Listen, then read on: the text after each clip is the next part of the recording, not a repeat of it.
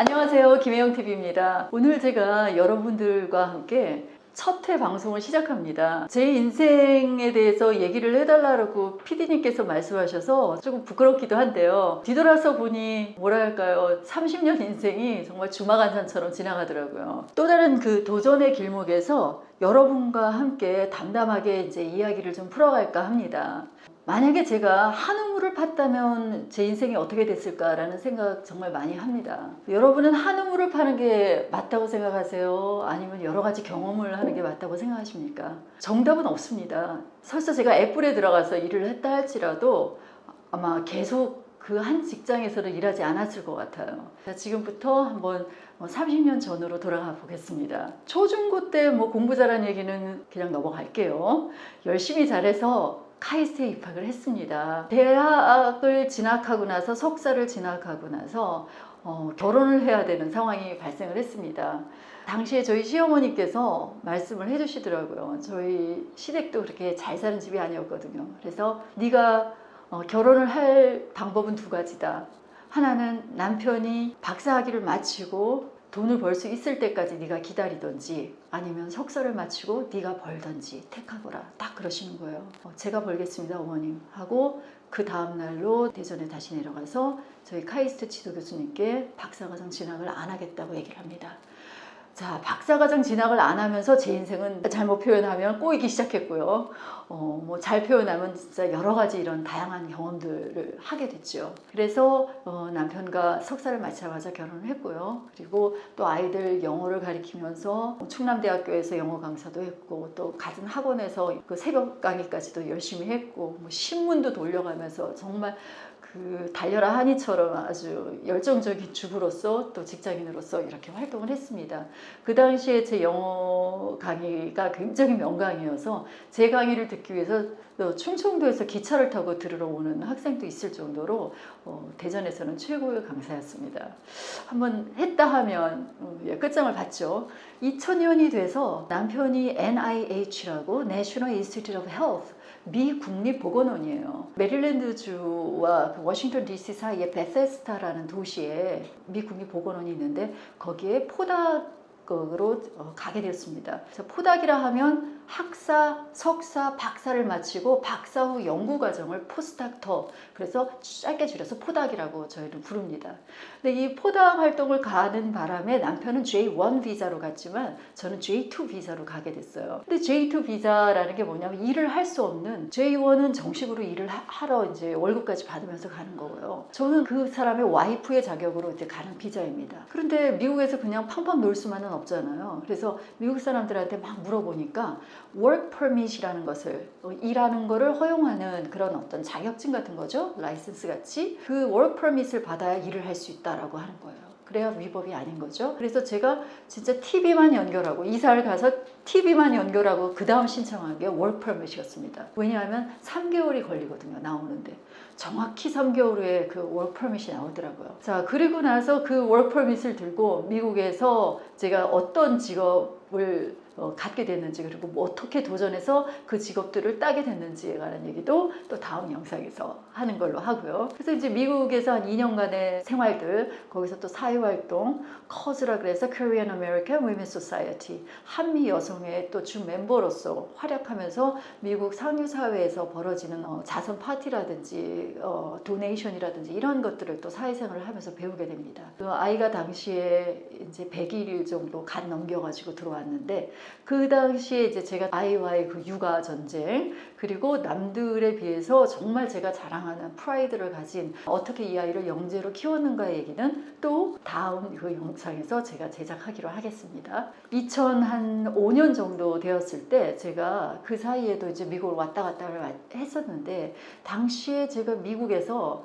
참 이렇게 좋은 대우를 받았어요. 저의 어떤 독특한 제스처라든지 저의 스페셜한 매너 때문에 미국 사람들이 저를 인정해주기 시작했습니다. 그래서 그런 것들을 또 제가 놓칠 리가 없죠. 그래서 이런 것들을 메모를 한 끝에 조각조각 이런 메모집들이 쌓이기 시작했어요. 그래서 그걸 한국에 와서 강연을 해야 되겠다라고 제가 생각을 했어요. 그랬더니 남편이 비웃더라고요. 누가 네 강연을 들어주냐?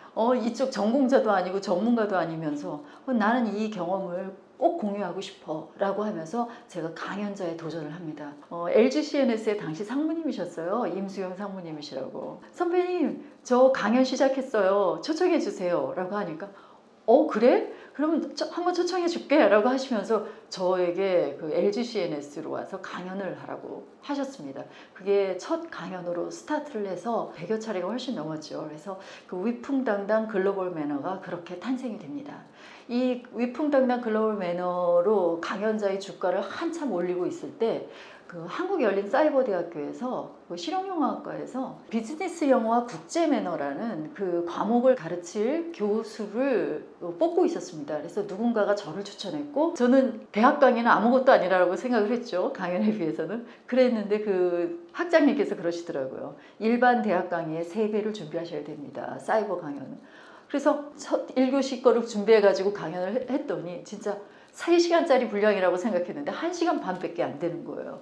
그래서 이거 안 되겠다라고 싶어서 집에서 이제 진짜로 따따블로 준비를 해서 제가 생각하기에 한 6개월간 제가 쓰고 14주치의 강연을 강의 재료죠. 그 재료를 전부 다 쓰고 거기에 영어 지문도 담고 또 외국인 친구한테 컨펌도 받고 또 외국인 고용해서 또 영어 더빙도 같이 하면서 그래서 14주치의 그 비즈니스 영어와 국제 매너라는 과목을 개설을 하게 됩니다. 그런데 제가 영어 강사도 마찬가지로 이제 거의 정점에서 제가 그만두고요. 이 글로벌 매너 강연도 뭐 100회가 넘다 하니까 무슨 앵무새처럼 얘기를 하잖아요. 그래서 이것도 이제 평생 하고 싶지는 않더라고요.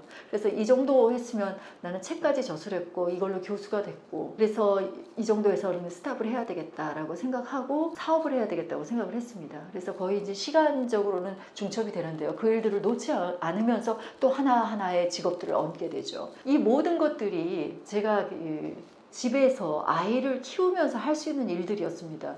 만약에 풀타임 잡을 제가 가졌다면 아마 아이 교육을 제대로 할 수는 없었을 거예요. 많은 어머님들도 동감하시겠지만 그래서 아이 교육은 교육대로 진행하면서 온라인 화상영어 회사를 딱 설립을 했는데 회원을 받아야 될 거 아닙니까? 그래서 이 회원을 어떻게 받을까라고 생각하다가 마침 카이스트에서 창업을 한 사람들이 여기 와서 부스를 차려서 이렇게 선전을 하고 또 발표도 할 수 있는 기회를 주어 주셨습니다. 그래서 제가 그때 열심히 준비해서 카이스트에서 발표를 하고 동문들의 자녀들부터 그 회원으로 받기 시작을 했죠. 그래서 이제 잉글리시 나라는 또 그대로 가면서 하다 보니 이제 아이가 영재원을 거쳐서 과학고를 가야 되는 지금 상황이고 거의 이제 과학고 진입이 제 눈에는 되어 보여요. 그래서 제가 선언을 했습니다. 이제 나도 풀타임 잡을 가져야 되겠다. 남들처럼 전문화된 잡을 가져야 되겠다라고 얘기를 했더니 남편은 과연 네가 해낼 수 있을까라고 반신반의 하더라고요. 그래서 제가 원서를 낸 곳이 어디였냐면 용인시 디지털 산업진흥원의 초대 창업지원센터장 3급이었습니다. 당시에 거기에 지원을 하게 됐고 당당히 합격을 하게 됩니다. 저에게 주어진 미션은 커다랗게 3가지였습니다. 하나는 용인시 기업들의 기업 지원, 그리고 그 다음에 교육, 물론 4차 산업혁명 관련한 그런 최첨단 교육이었죠. 그 IoT 교육 또는 뭐 인공지능 교육 또는 뭐 디자인 띵킹 교육 이런 교육들, 그리고 어머님들 경단녀들을 이렇게 직업을 찾아주는 그런 교육, 또는 CEO들의 교육, 또는 기업들의 어떤 창업에 관한 스텝별로의 교육, 이런 교육들을 전반적으로 제가 담당을 했고 또 용인시뿐만 아니라 저희 진흥원을 대외적으로 우리 전 국가적으로 제가 홍보를 하는 대외 협력의 역할을 맡아서 2년간 정말 발이 땅에 닿도록 열심히 뛰었습니다. 참 좋은 추억들이고요. 그 진흥원 2년을 마치고 나서 그 다음에는 이제 진짜로 스타트업 기업에 들어가서 임원으로서 활동도 하고 그러면서 그 다른 기업들의 그 멘토링 역할, 자문 역할들도 많이 했고요. 한쪽에서는 또 아이가 평탄하게 이제 과학고에 진학해서 잘해줬으면 고마웠는데 잘하지 못했습니다.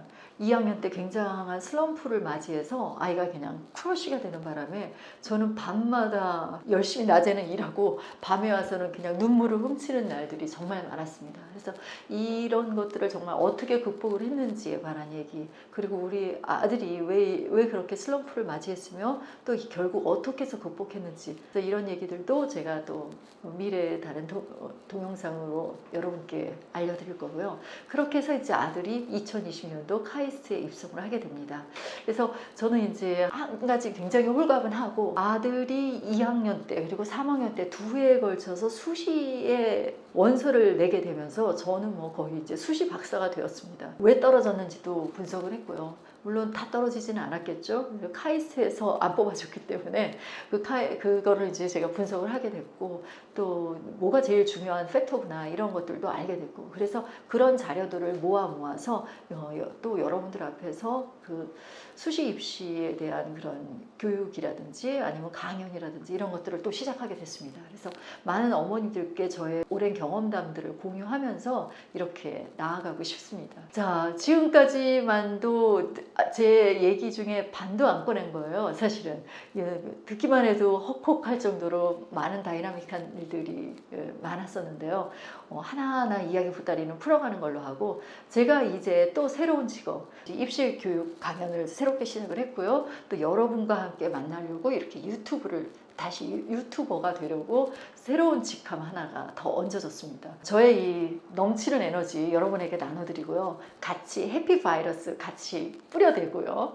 그리고 이 도전이라는 것이 그렇게 쉬운 것만은 아니라는 거, 제가 이 멘트도 꼭 드리고 싶고, 도전에는 인내와 함께 그리고 고통이 따른다는 거, 이걸 알면서도 또다시 이렇게 도전장을 보냅니다. 그래서 이 영상을 보시고 여러분들도 정말 한번 해봐야 되겠다라는 생각 가지신다면 제 이 노력이 헛되지 않을 거라고 생각하고요. 여러분하고 많은 일들 공유하고 싶습니다. 지금까지 김혜영 TV였습니다. 감사합니다.